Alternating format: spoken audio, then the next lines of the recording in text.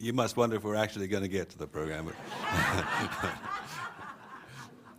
We got 3 or 4 more people to introduce. No, thanks, Christine, and thanks, Mona. Obviously, this is a special event, different kind of structure to it. We're going to have a discussion, and if they start saying bad things or they get off track, I'll bring them back into the middle. But otherwise, I'm going to mostly let them go. It's also a special day for me because I've learned a new word, which is, how do you pronounce it again? Sesquicentennial. I think it's wonderful. You know, when you get older, you think, well, you know all the words you need. Then you get a new one. So that's exciting. It means 150 years, and I guess it's the 150th anniversary of the Civil War, and a 50th anniversary of the publication of the book by Robert Penn Warren, The Legacy of the Civil War, which we're going to be talking about today. And we have 2, as usual, wonderful Vanderbilt faculty members to engage in this discussion. First, Michael Kreyling, who is our Gertrude Conaway Professor of English at Vanderbilt. He's an expert in Southern literature and memory and history of the South, and works also on photography and the meaning of authorship in modern American literature.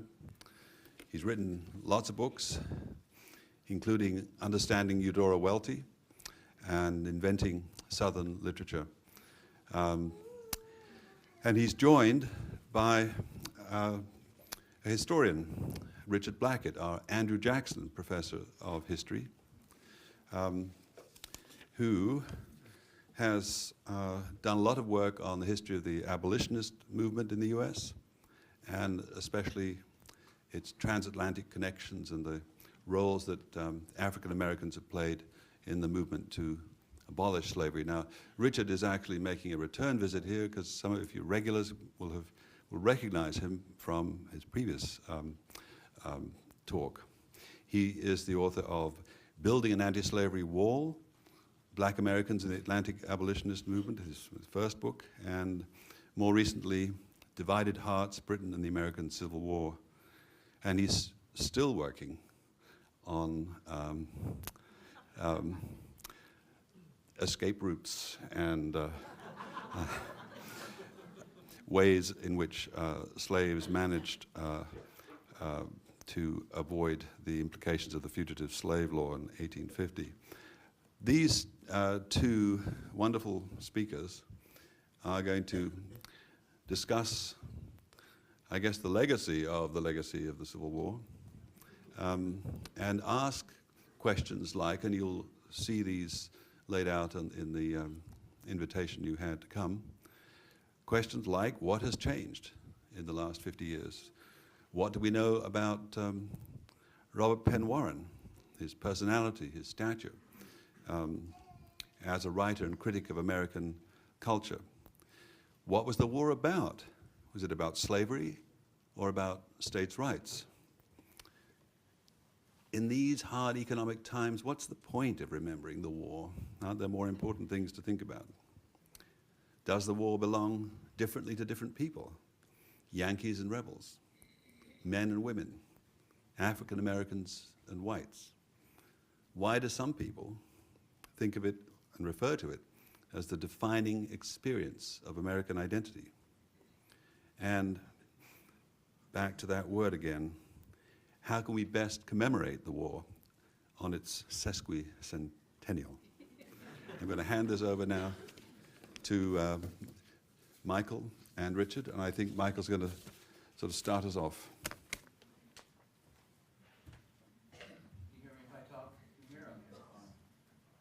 I thought I would begin by just delivering a kind of quick timeline or outline of Robert Penn Warren's life, focusing on the intention of getting him up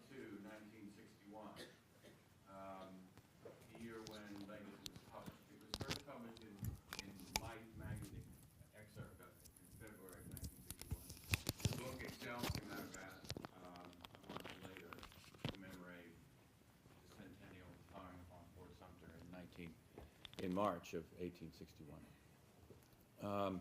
Warren was one of those Americans, one of those Southerners, for whom the Civil War was the defining experience of Americanness. He says in the Legacy, if you've all read it, that the Revolution was too simple, that it created a nation on paper, but that it didn't create a nation in blood. It's a typical sort of Warren thing to say.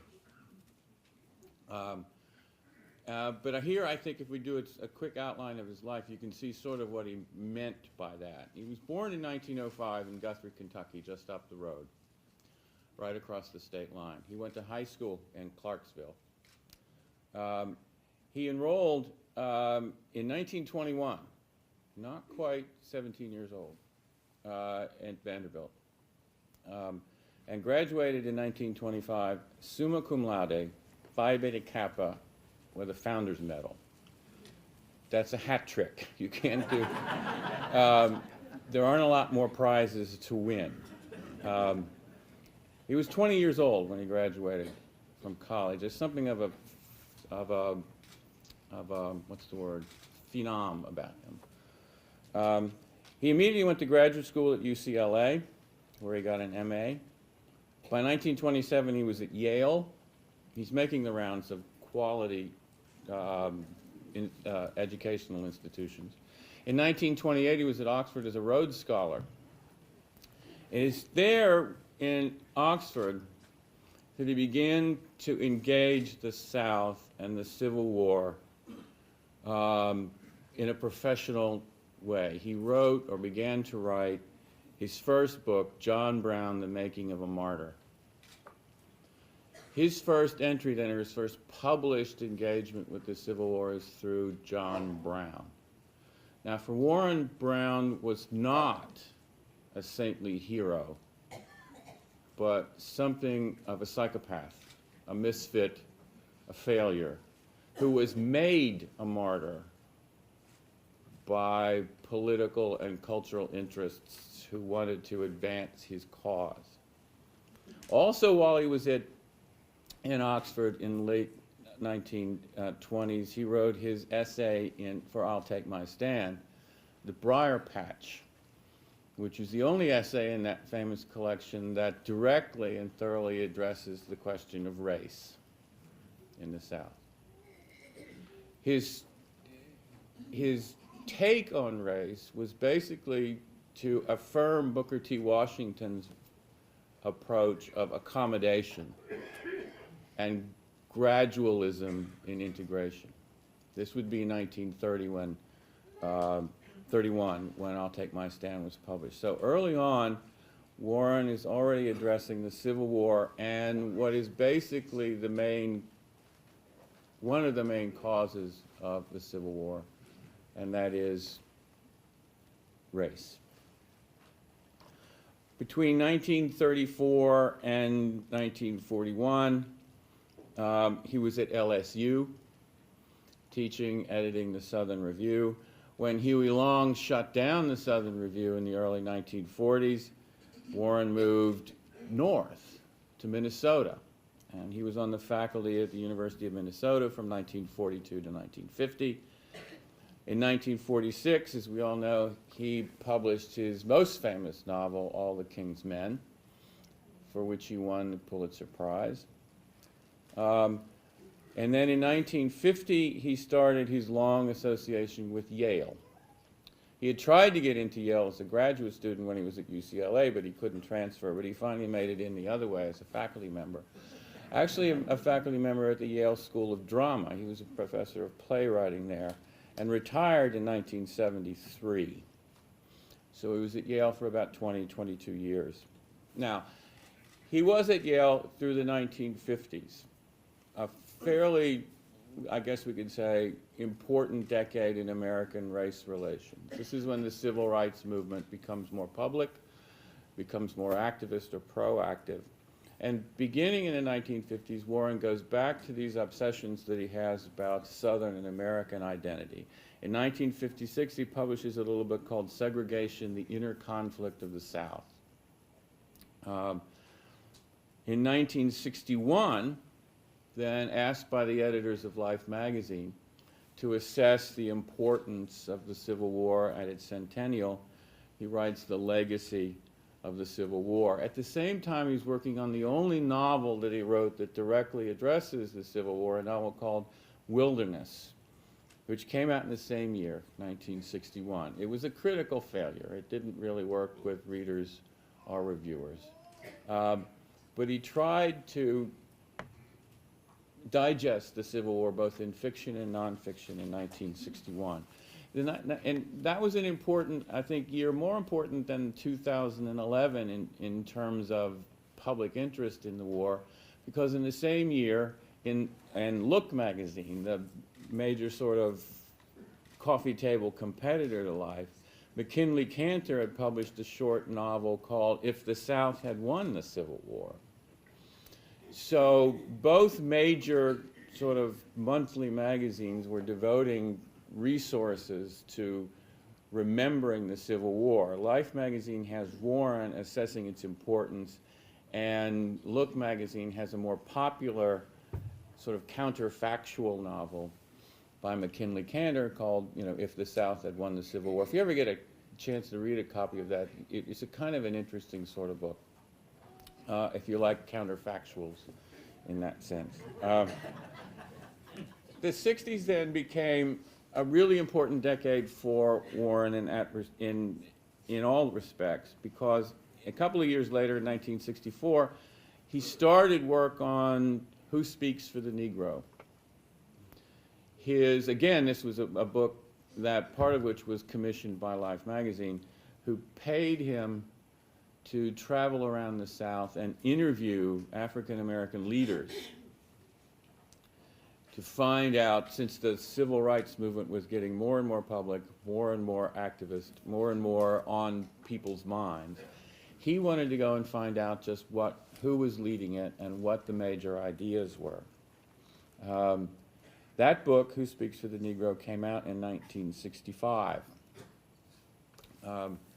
About in that same decade when, say, William Starr was writing The Confessions of Nat Turner, and a lot of other authors are white authors especially, were trying to get a hold of what was going on in racial politics in the United States. When Warren wrote The Legacy of the Civil War, I think I can end with this just for the moment. There was a lot of concern by white Southern liberals about who was going to control the memory of the Civil War at the centennial.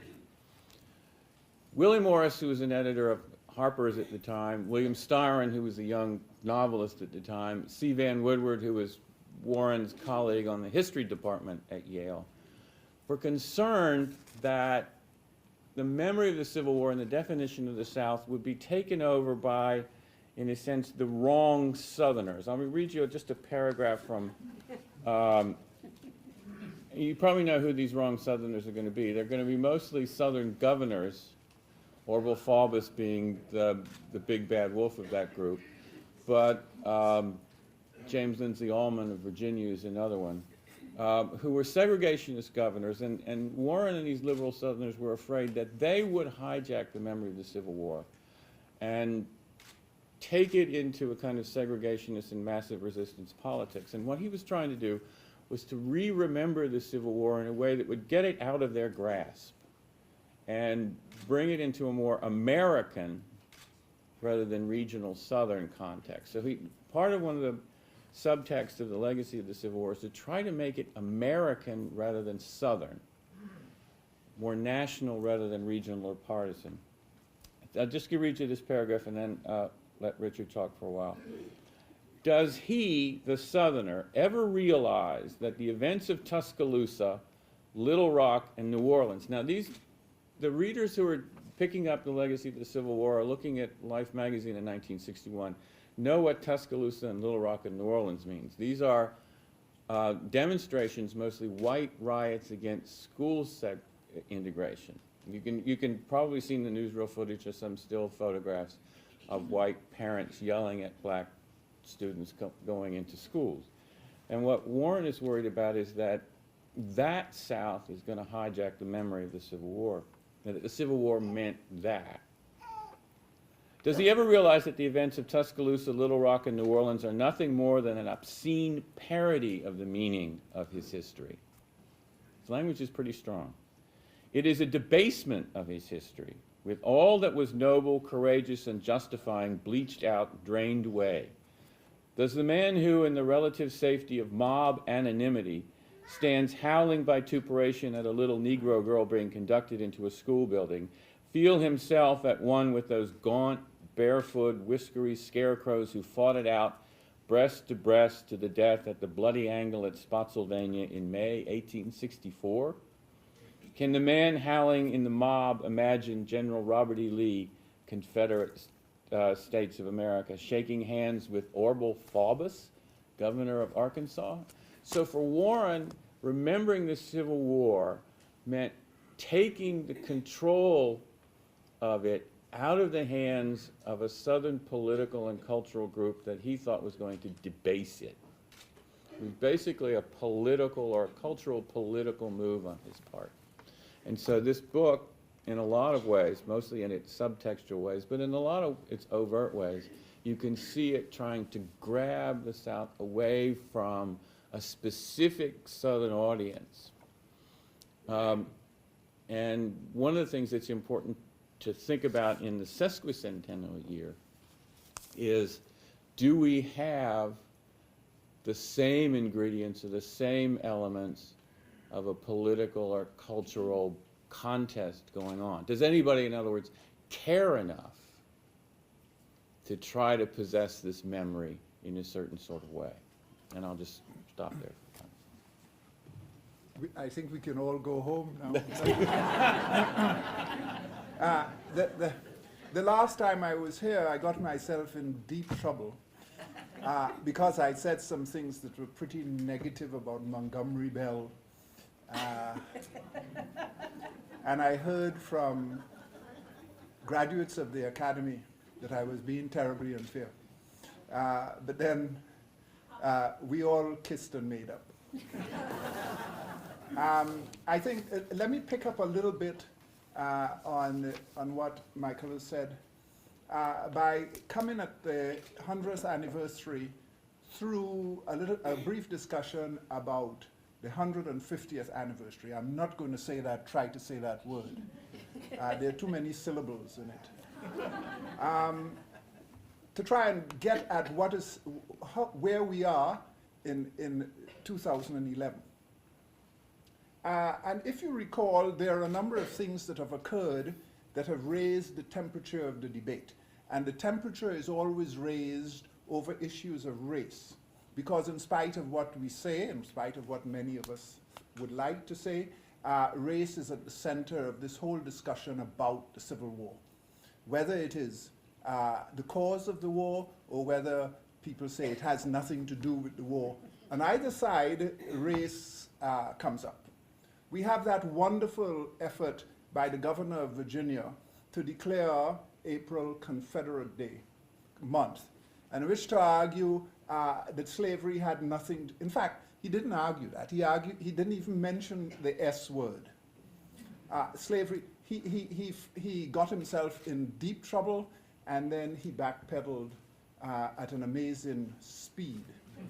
But I don't know if he may have been mollified by the reaction to it, but I don't know if it changed many minds. The second event has to do with the present governor of Mississippi, who announced not too long ago that the 1950s in his tongue wasn't all that bad. As he recalled. Somebody reminded him of a few events, and he too has backpedaled. The third event that I want to point to is that fourth grade book that was published, history book that was published in Virginia. It declared that thousands, scores of African Americans fought for the Confederacy. Now, you have to have been imbibing something that is terribly illegal to come up with that kind of a conclusion. There's absolutely no evidence that this occurred. in order to reinforce the argument that it did, and it's, I want you to imagine a PowerPoint up here. I don't use PowerPoint, but it may have helped in this case. But an illustration is used showing blacks, African Americans in gray uniforms. And the conclusion was that here's the evidence that they fought for the Confederacy. What you don't see is that the photograph, the illustration is cropped.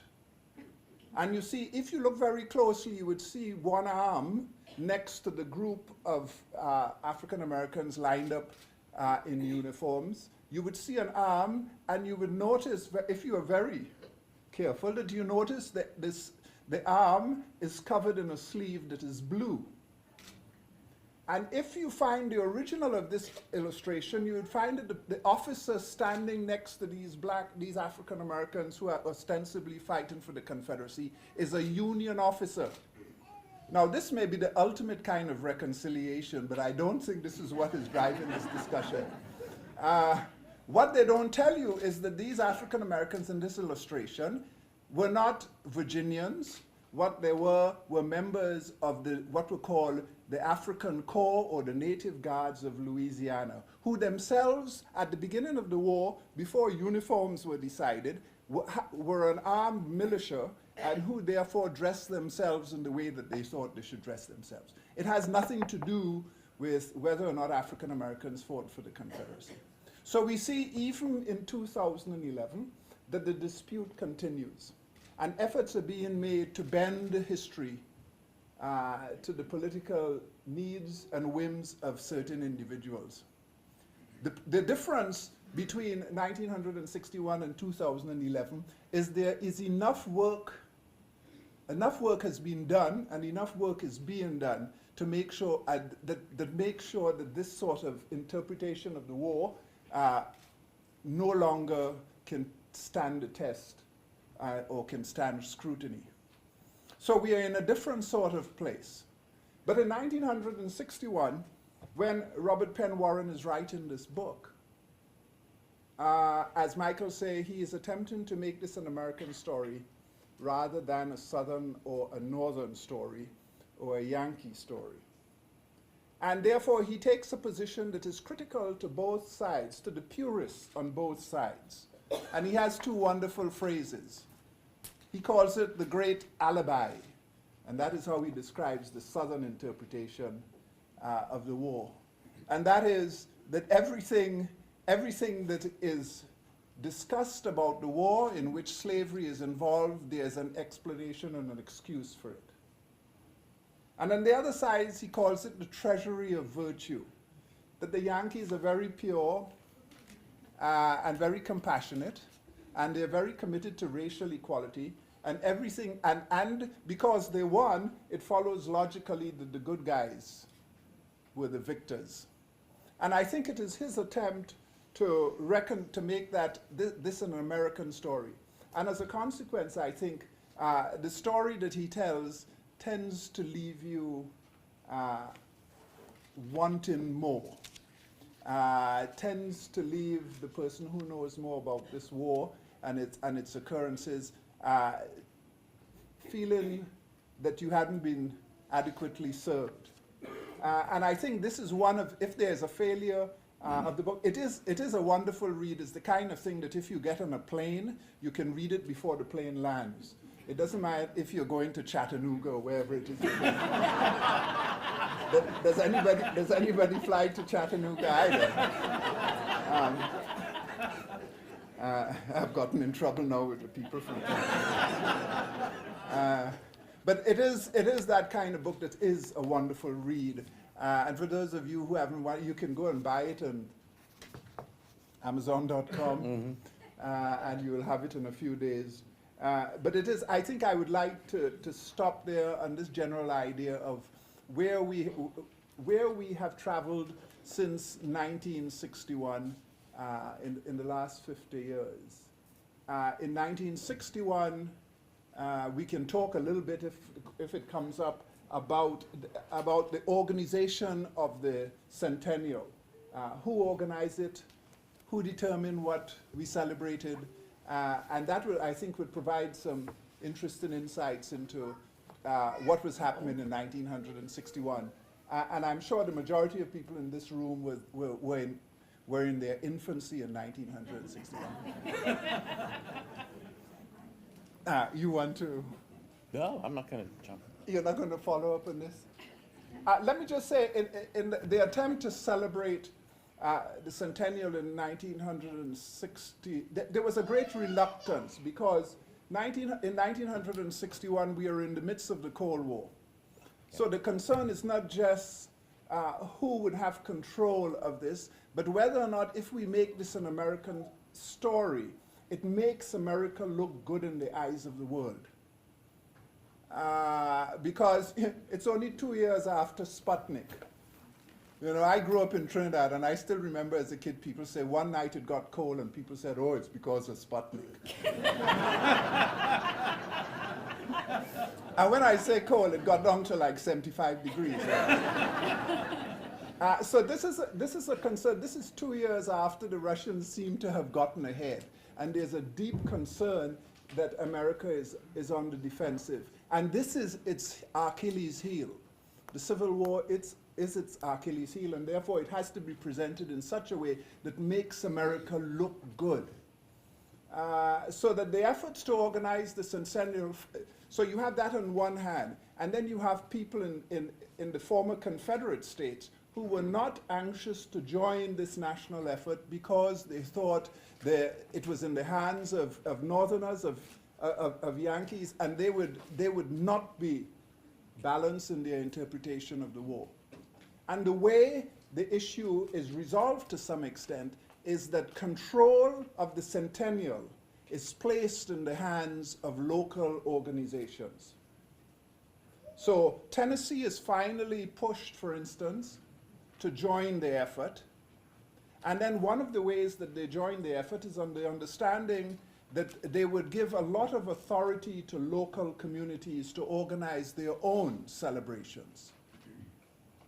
So that what you see happening is that people in Chattanooga who want to do their own celebration would bring their own interpretation to the war.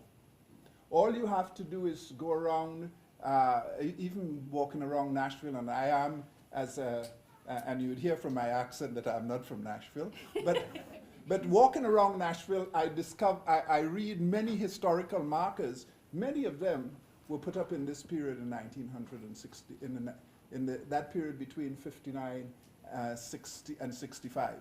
And the issue and the interpretation of those, in many of those historical markers, from this vantage point, leaves something to be desired. But they reflected not only where people were at the time they were put up, but also how they thought about the events. Because the power to determine what was put on those markers is to a large extent driven by the consideration of the people who are organizing it, and those considerations are driven in turn by the needs to put their own interpretation on the events from a local perspective. So you have a diffusion, and it is one of those ways that made it possible then for the centennial celebration to have some measure of success. You have a national organization, you have a state organization, and you have many scores of local organizations. And what drives the interpretation and the commemoration of the war is what happens on that local level.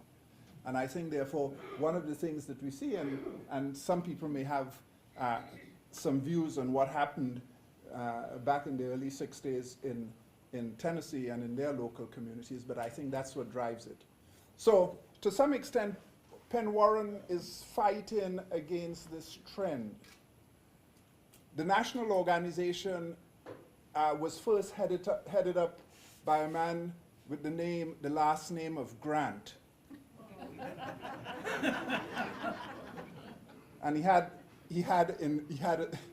initials after, he had numbers after his name, the third, which in a democracy is wonderful. You have these kind of aristocratic things. Ulysses S. Grant III. I'm just Richard Blackett the first. And last. Or the last, yes.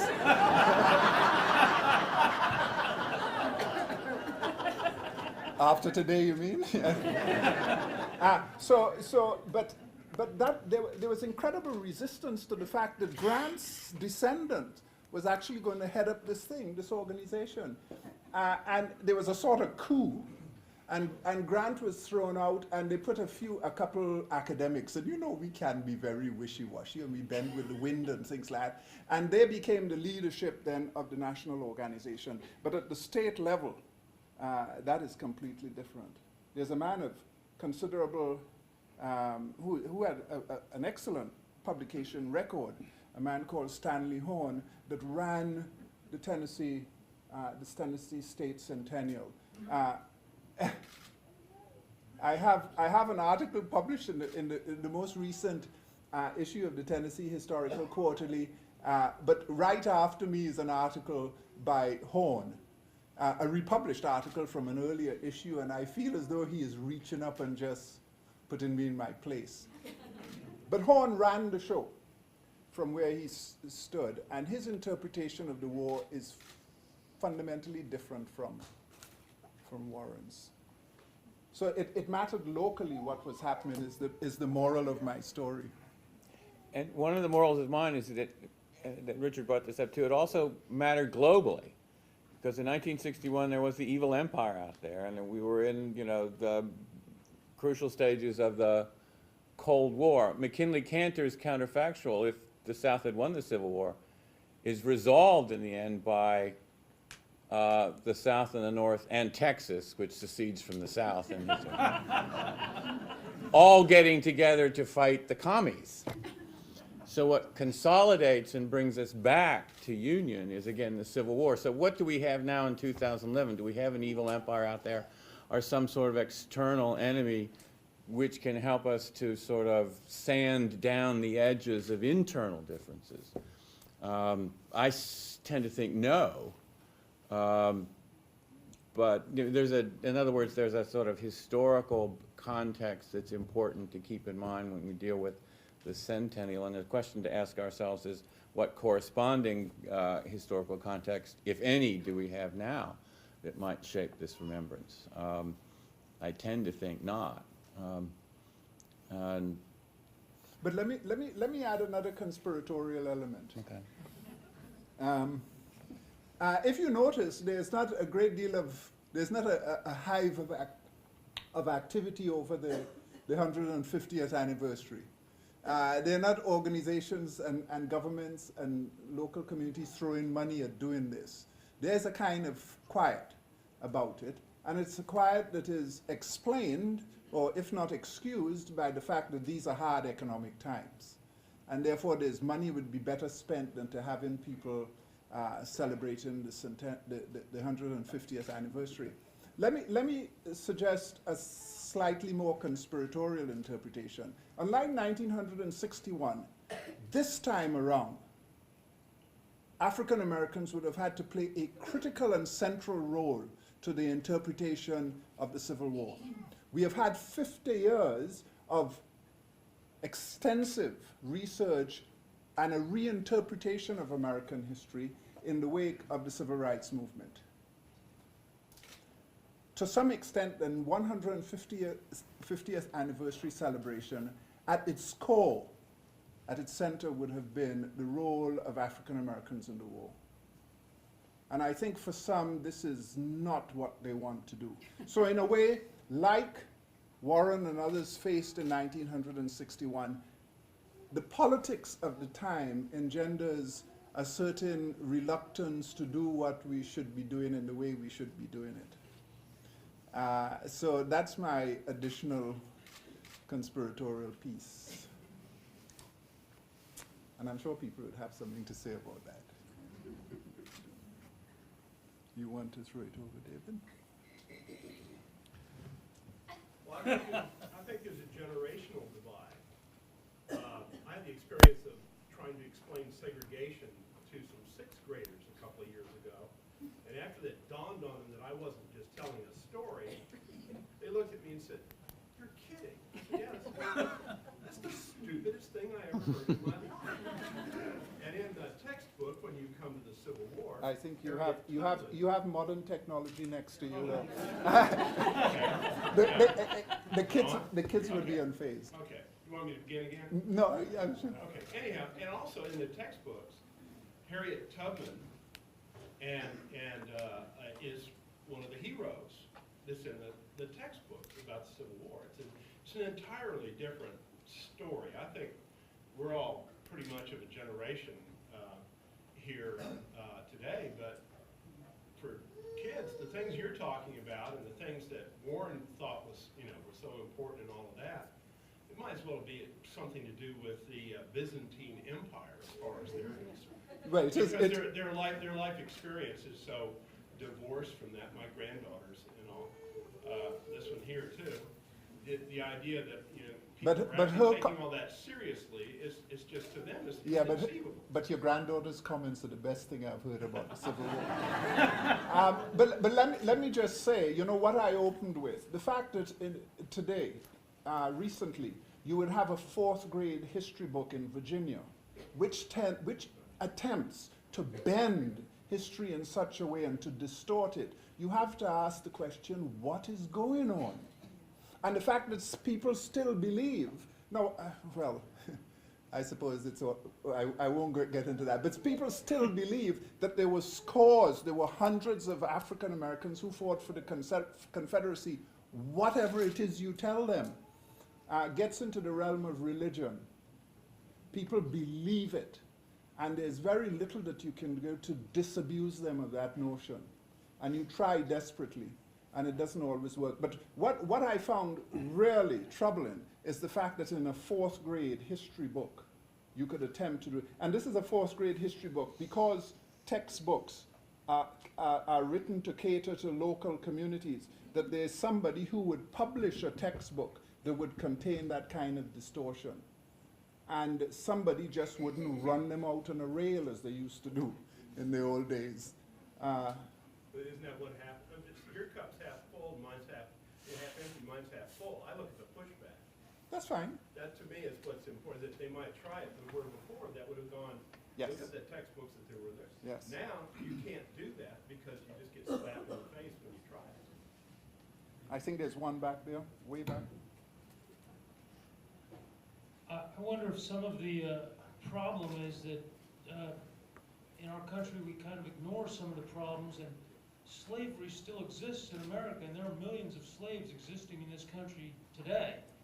And if that can happen, why not change the past as well? Well, I don't know if I would say slavery still exists. I think oppression still exists, but these things are different. Slavery still existing in certain parts of the world, and there are ways that labor is exploited, but I don't think we need to conflate the two things. We need to separate these things, the better to explain it.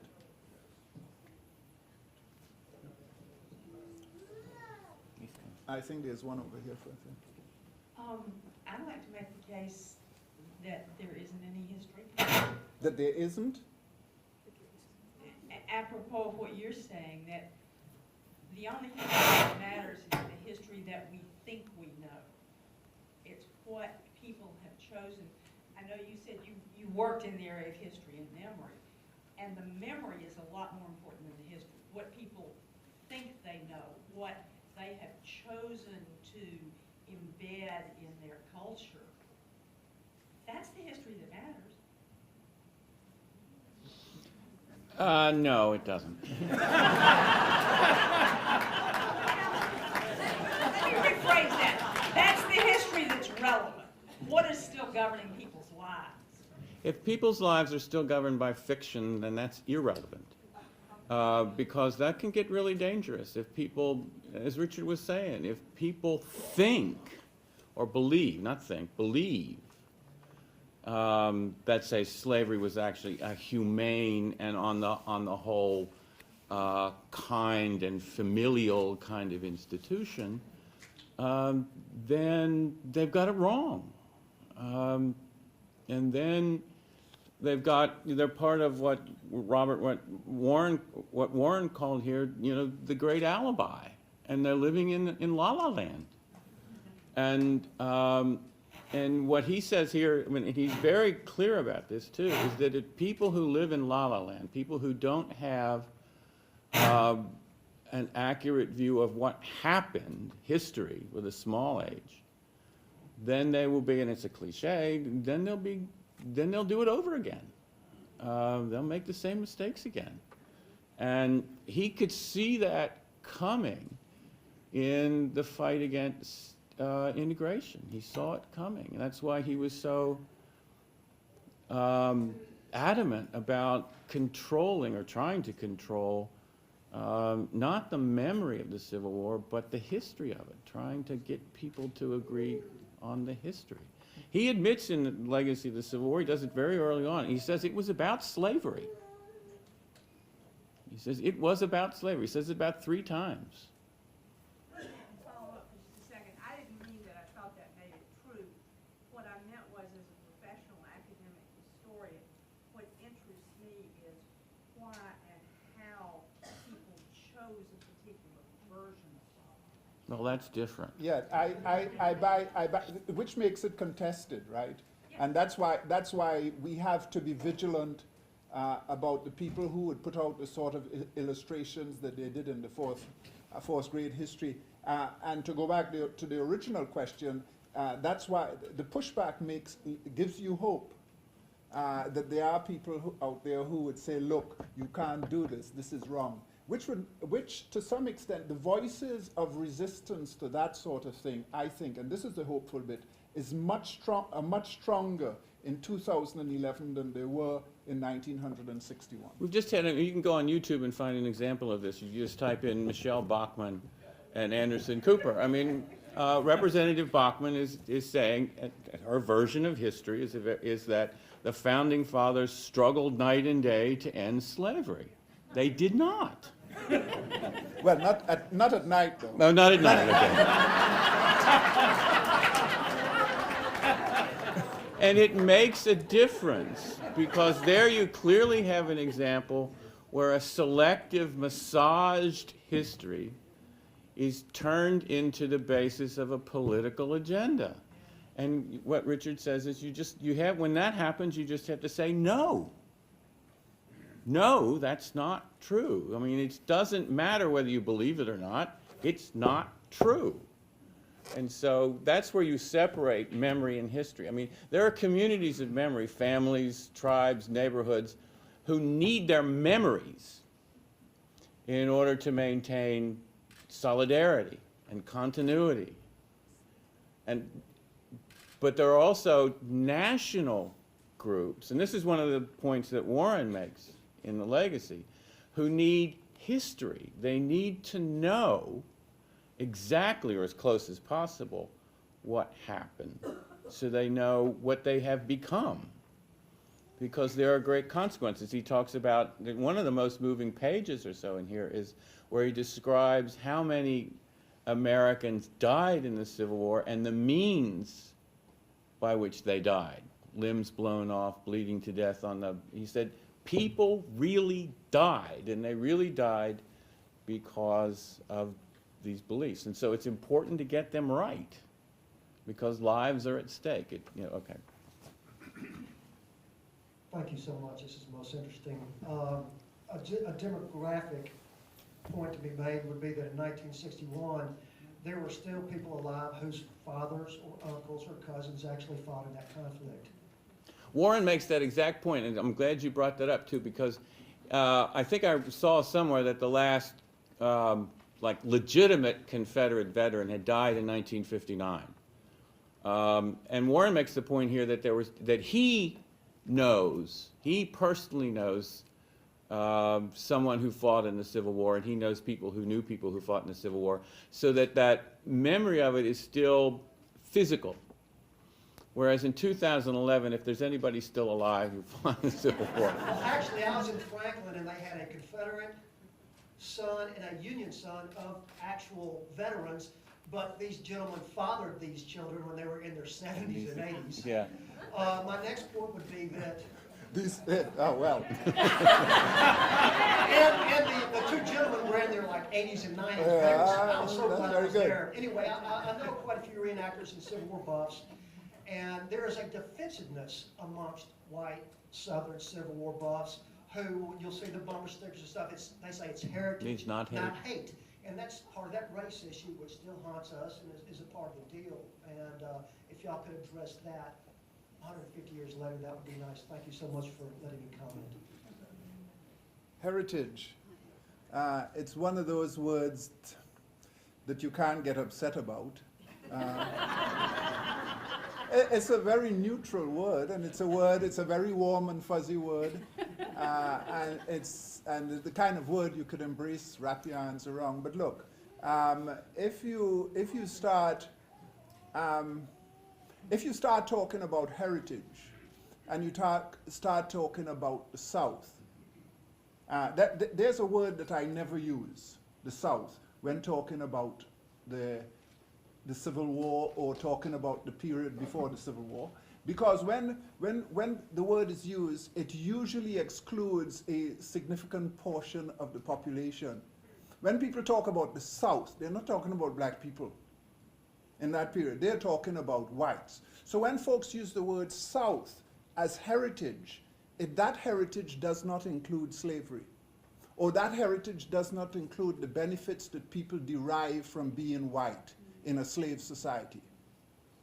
That heritage doesn't explain why the majority of population, although they are not economically vested in a system, would fight for that system. It is no wonder that there weren't hundreds of black people fighting for the Confederacy. It's no coincidence that the Confederacy couldn't bring itself to talk about enrolling African Americans in their military until the week before Appomattox and Lee's surrender, in spite of the fact that some people in leadership in the Confederacy were saying, guys, look, there's this whole population over here that we should use if we need to survive. But people could not bring themselves to do it. So heritage is freighted with all kinds of significance. And it's not a word that I want to excise. But it is a word that has that I don't buy. I don't go around posing heritage and hate together. It's a defensive position that I understand, but historically it doesn't stand up. There's one here.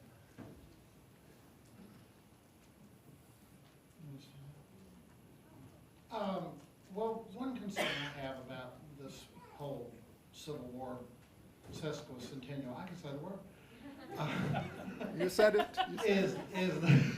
Is that because we live in two armed camps now when it comes to the information that we have. We're in gated communities. We either watch Fox News and Lindbeck, who has his own American history course, is my understanding.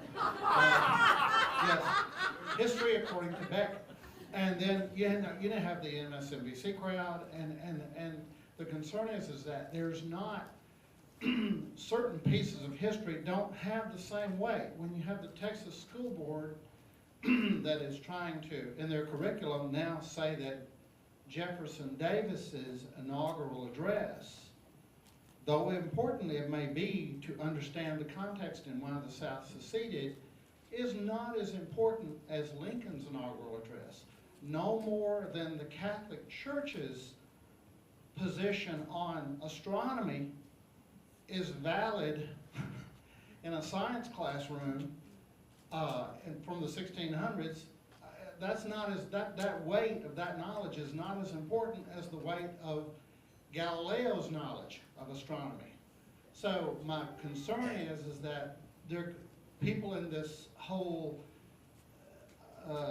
sesquicentennial celebration that we're going to have are going to start trying to place certain weight on pieces of history. Important as they are, they're not as important as other pieces of history.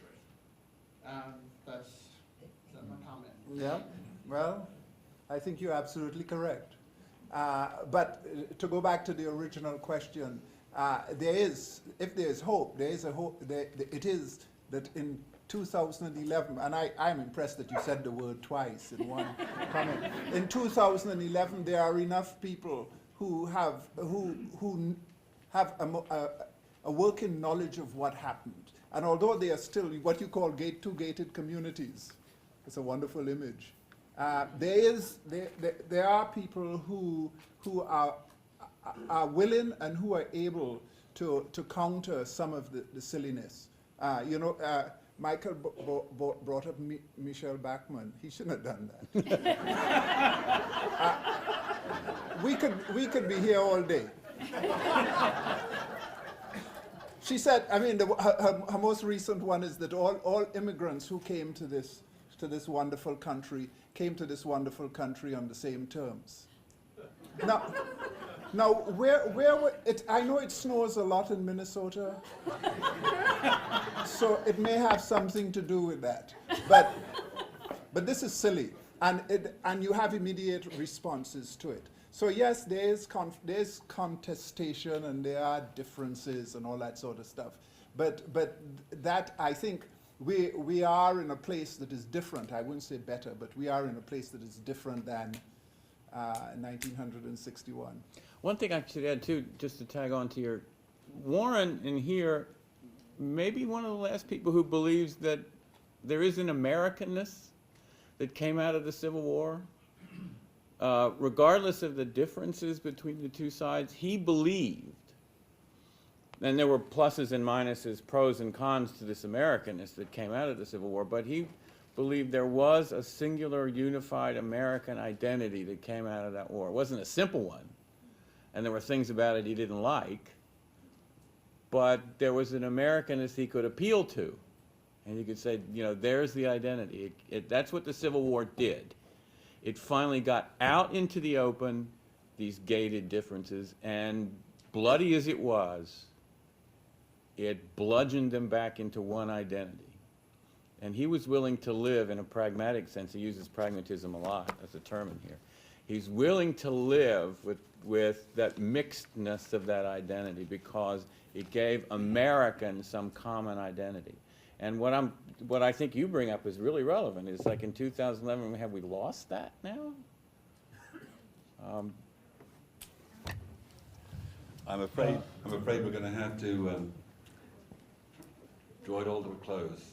Do you want to just ask your question and we'll see if we can get a quick response? Very quick statement, seeking any random comments. That my impression is actually that there is some formal observation of the sesquicentennial going on, specifically with government-sponsored balls, cotillions, galas, choose your word, in South Carolina and Virginia specifically. And the significance of the fact that we live in a political era where there is widespread, decentralized, and even violent resistance against the imposition of Washington, D.C.'s will on the states by a president whose position in 1861 in society would have been very, very clear. Yes, wonderful comment. Let me just say two things. The opening event of the 1961 celebration in Nashville was a secession ball. They ran down the Union Jack from the mast on the state Stars and capitol Stripes. and put up did I say the Union Jack? Yes, you did. That was a bit earlier, I think. There's a colonial slip for you. But they ran up the whatever that flag is, and then they celebrated with a secession ball, and it was called a secession ball, which is interesting. The one in South Carolina, in Charleston, was this time was called a Confederate ball. But what is interesting is that there were massive demonstrations outside. So there was pushback, and that did not happen in 1961, and I couldn't have imagined it happening in 1961. In fact, people would have stayed as far away. If you were African American living in Nashville, you would stay as far away as possible from a secession ball. So there is pushback. But you're right, though. One last one. What is a Tennessee sesquicentennial committee appointed by the governor? There's a lot of programming going on that really has nothing to do with balls and all that stuff. But things like digitization of people's records from the war, both African American experience, Yankee and everything. So I think we need to maybe educate ourselves a little bit more about what's happening in the state of Tennessee in terms of our programming that is funded partially by the governor. So no, there's funding for what we call historical events, and I take your point very well. But the larger sort of political events that have that is freighted with all sort of political significance is not there. I mean, one of the things that the folks did in the Tennessee Centennial Commission is they didn't digitize, but they collected a lot of documents from different communities coming out of the Civil War, which was very important. But what carried the larger message, political message, were these other events. And that is the point I was trying to make. Those larger, wider political commemorations seem not to be occurring. We have so many more questions, but which is a mark of just how much you've all enjoyed listening to our two speakers, which thank you again. And, I want to thank again Antoinette for suggesting this this program, and come back in 50 years. We're going to have the bicentennial. You can say. Yes. Easier to